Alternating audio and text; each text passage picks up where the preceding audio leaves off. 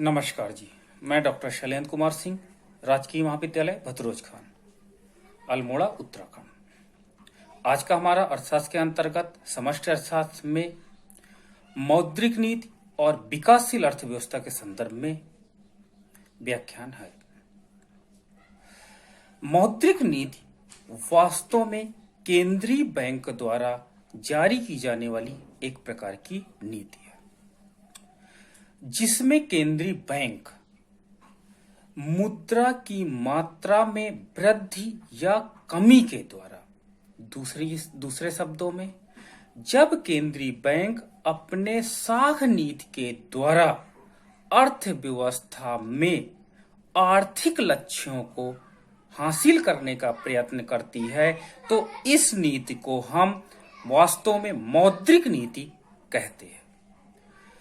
दूसरे शब्दों में हम कह सकते हैं किसी भी देश के केंद्रीय बैंक की मुद्रा संबंधी पहलुओं से संबंधित नीति मौद्रिक नीति कहलाती है। मौद्रिक नीति के अंतर्गत वे सभी उपाय सम्मिलित किए जाते हैं जिनके द्वारा किसी देश का केंद्रीय बैंक मुद्रा एवं साख के नियमन की विभिन्न रीतियों को प्रभावशाली ढंग से लागू करता है। प्रोफेसर जॉनसन ने अपने शब्दों में बताया कि मौद्रिक नीति का अर्थ केंद्रीय बैंक की उस नियंत्रण नीति से लगाया जाता है जिसके द्वारा केंद्रीय बैंक सामान्य आर्थिक नीति के लक्ष्यों को प्राप्त करने के उद्देश्य से मुद्रा की पूर्ति पर नियंत्रण करता है। इस प्रकार वास्तव में केंद्रीय बैंक आर्थिक लक्ष्यों को प्राप्त करने के लिए वो 3 तथ्यों को समावेश करता है। पहला, वित्तीय संस्थाओं का नियंत्रण, जिसमें हमारे पास बैंक्स, नॉन बैंकिंग और इस प्रकार इंश्योरेंस संस्थाएं आदि होती हैं। इसके माध्यम से वो मुद्रा की पूर्ति में वृद्धि या कमी का निर्णय लेती है। दूसरा, मुद्रा पूर्ति का नियमन, और थर्ड है उन कागज परिसंपत्तियों का निष्क्रिय क्रय एवं विक्रय जो कि विशिष्ट ब्याज दरों के ढांचे, प्रतिभूति मूल्य को स्थिरता बनाए रखने तथा अन्य दायित्वों को पूर्ण करने का परिणाम होती है। इस प्रकार केंद्रीय बैंक मुद्रा की पूर्ति या कमी के द्वारा, दूसरे शब्दों में साख वृद्धि या साख कमी के द्वारा वास्तव में अर्थव्यवस्था के लक्ष्यों को प्राप्त करने का उद्देश्य रखती है। आइए हम देखते हैं वो कौन कौन से लक्ष्य हैं जो किस मौद्रिक नीति के अंतर्गत आते हैं। मौद्रिक नीति के विभिन्न उद्देश्य होते हैं और प्रत्येक देश में अपनी आवश्यकताओं की प्राथमिकताओं के क्रम में इन उद्देश्यों का चुनाव किया जाता है। सामान्यतः मौद्रिक नीति के अंतर्गत 5 प्रमुख उद्देश्य रखे गए हैं जो निम्न है। पहला, रोजगार की स्थायी उच्च स्तरीय स्थिति को बनाए रखना, अर्थात देश में एम्प्लॉयमेंट लेवल को अपर एंड मेंटेन रखना ताकि बेरोजगारी न फैलने पाए। दूसरा, मूल्यों में स्थायित्व बनाए रखना, अर्थात अगर प्राइस फ्लैक्चुएशन ज्यादा होगा तो इकोनॉमी में ट्रस्ट कम हो जाएगा और इससे इन्वेस्टमेंट भी डिक्लाइन करेगा। इसलिए अर्थव्यवस्था में वस्तुओं तथा सेवाओं का मूल्य सदैव स्थिर होना चाहिए। तीसरा, पूर्ण रोजगार बनाए रखना, अर्थात मौद्रिक नीति का लक्ष्य होना चाहिए कि अर्थव्यवस्था में जितनी वर्किंग पॉपुलेशन पर ईयर हो रही हो उसको वहां पर फुल एम्प्लॉयमेंट स्टेज पे लाए। अगला है विनिमय स्थिरता को बनाए रखना। विनिमय स्थिरता का तात्पर्य हमारा एक्सचेंज रेट है, हम विदेशों की मुद्रा हमारी मुद्रा की तुलना में कितनी पावरफुल है, कितनी कम पावरफुल है। अतः वास्तव मौद्रिक नीति के अंतर्गत हम विनिमय दर को स्थिरता में के अंतर्गत बनाए रखते हैं। अगला, आर्थिक विकास को गति प्रदान करना, इसके अंतर्गत इकोनॉमिक डेवलपमेंट को प्रमोट करने की नीति। ऐसे नहीं कि बहुत स्ट्रिक्ट मौद्रिक नीति लगा दी जाए जिसके परिणाम स्वरूप पूंजीपतियों को लोन लेना आसान न रह जाए। आप देश की आवश्यकता के अनुसार नीतियां बनाइए और उसको मौद्रिक नीति के माध्यम से इंप्लीमेंट करिए, तभी हम अपने लक्ष्य को प्राप्त कर सकेंगे।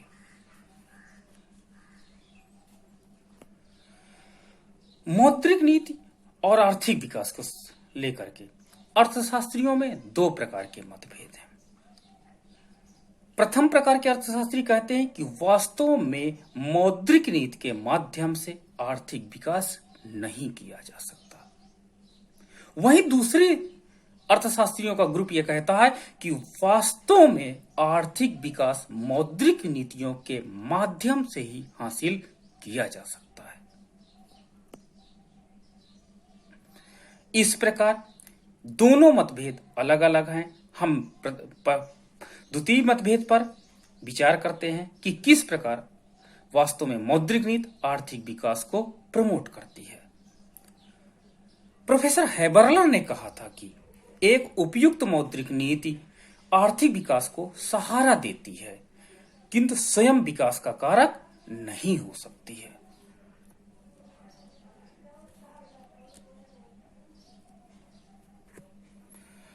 वास्तव में यदि हम अल्पविकसित देश या विकासशील देशों की बात करें, विकसित राष्ट्रों की समस्याएं अलग होती हैं।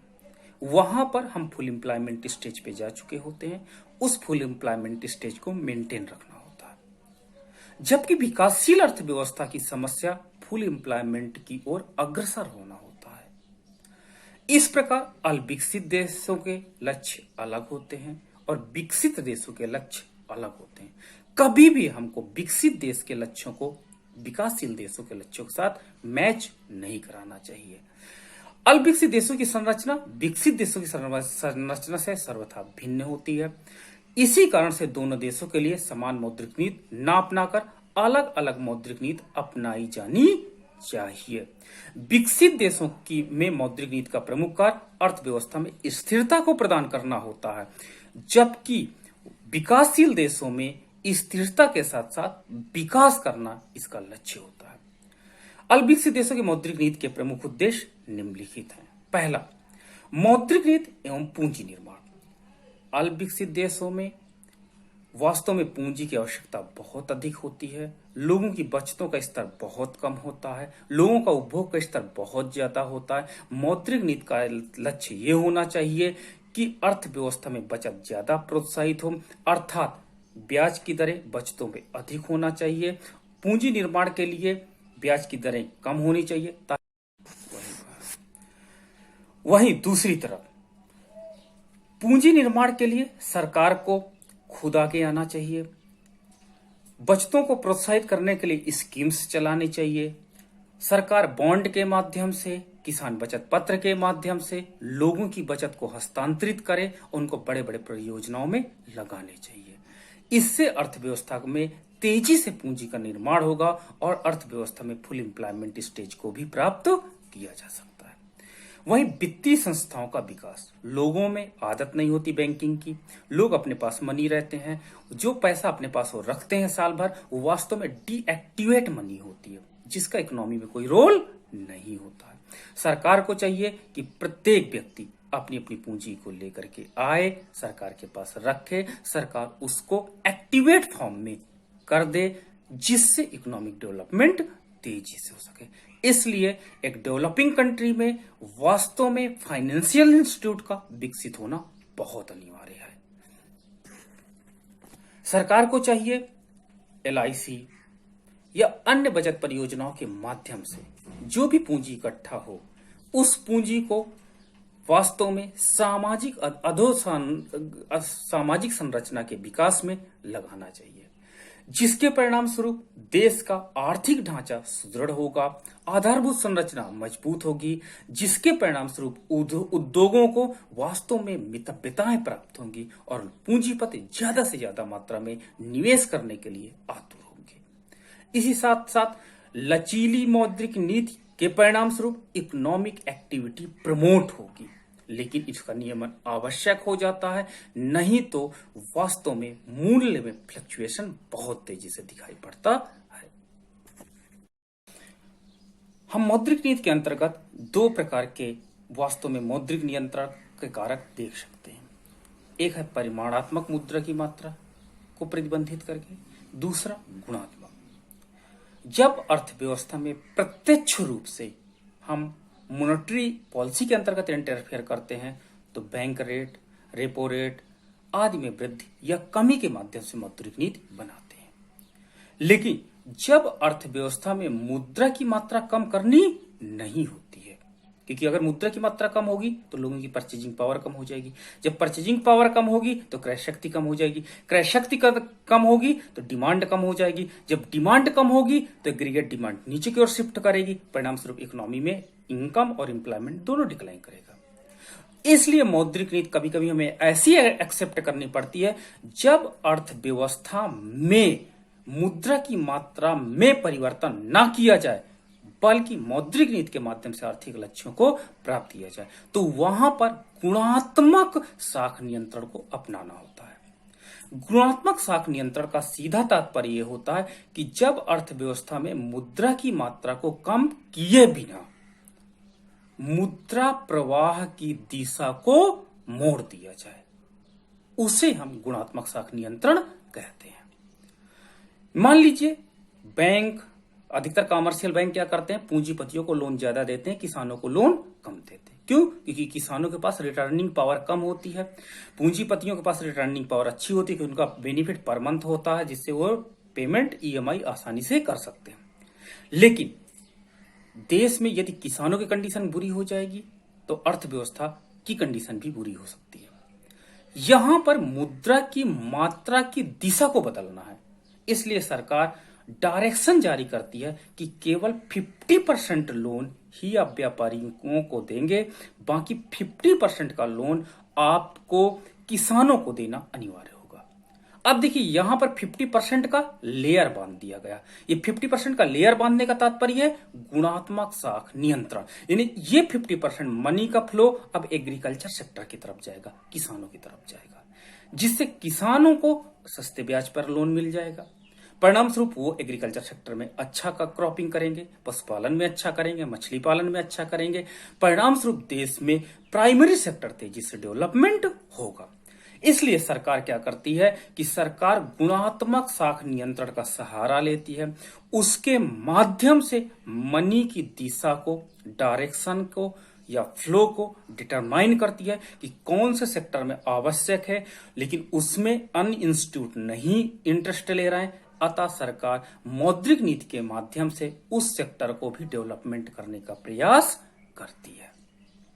साथ ही साथ कभी कभी कुछ क्षेत्रों के लिए सरकार पॉलिसी ऐसी बनाती है कि इस क्षेत्र में हम लाइसेंस नहीं लेंगे, यहां पर की ब्याज की दरें बहुत कम होगी, तो पर्टिकुलर वो क्षेत्र जो वास्तव में बहुत कम डेवलप है उस क्षेत्र के विकास के लिए भी लोग आगे आ जाते हैं।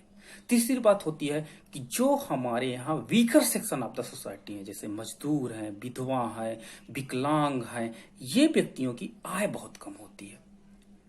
Most of the income convert as a consumption, पूरी की पूरी इनकम लगभग कंजप्शन में कन्वर्ट हो जाती है।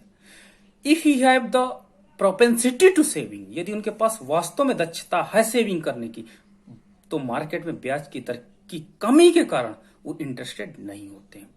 तो सरकार मार्जिनल सेक्टर के लिए ऐसा कर सकती है कि उनके लिए ब्याज की दरें ज्यादा कर सकती है। परिणाम स्वरूप इकोनॉमिक डेवलपमेंट में इनकी बचतों का योगदान भी तेजी से बढ़ेगा।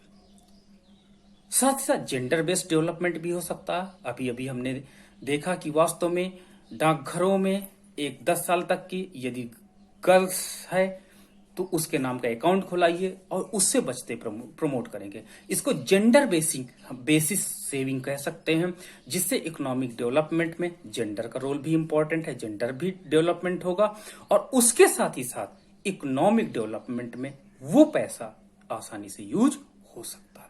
इस प्रकार जेंडर बेस पर भी आप सेविंग को प्रमोट कर सकते हैं।